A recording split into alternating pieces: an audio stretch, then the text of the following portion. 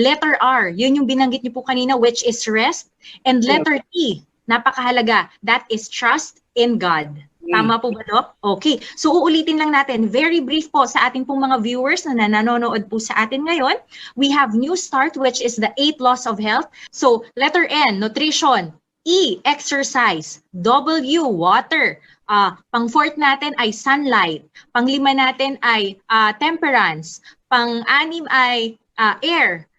R is rest. And then letter T, last but not the least, di ba? Talagang on top talaga to, trust in God. So mga kaibigan, muli po kami talaga ay maraming salamat po, Doc, sa inyo pong pagbibigay po sa amin ng mga information talaga na very relevant sa panahon natin ngayon.